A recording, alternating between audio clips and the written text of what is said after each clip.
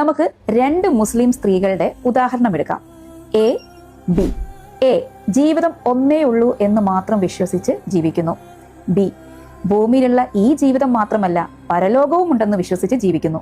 A നിക്കാഹിന് മുമ്പ് തന്നെ boy friends, അവർക്കൊപ്പം ഒറ്റയ്ക്കുള്ള യാത്ര, പാർട്ടി, മാക്സിമം എൻജോയ്മെന്റ്. ബി വിവാഹശേഷം മാത്രം ഭർത്താവിനോടൊപ്പമുള്ള മാക്സിമം എൻജോയ്മെന്റ്, ഫൺ, കൂടാതെ സന്തോഷപൂർണമായിട്ടുള്ളൊരു ജീവിതം. എ തൻ്റെ എൻജോയ്മെന്റ് ലൈഫിനിടയിൽ 5 നേരം നിസ്കരിക്കുവാനോ ഖുർആൻ ഓതുവാനോ സമയം കിട്ടുന്നില്ല. ബി കൃത്യമായി 5 നേരം നിസ്കരിക്കുന്നു, ഖുർആൻ ഓതുന്നു, മാഷാ അല്ലാഹ്.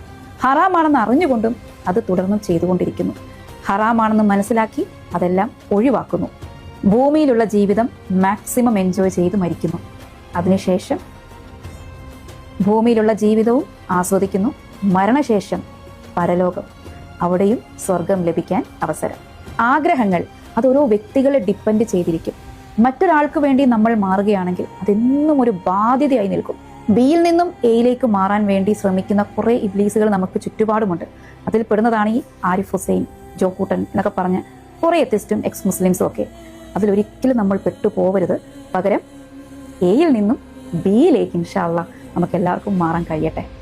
അപ്പോൾ ഈ കാറ്റഗറീസിൽ നിങ്ങൾ ഏതിലാണ് വരുന്നതെന്ന് കമൻറ്റ് ചെയ്യണേ.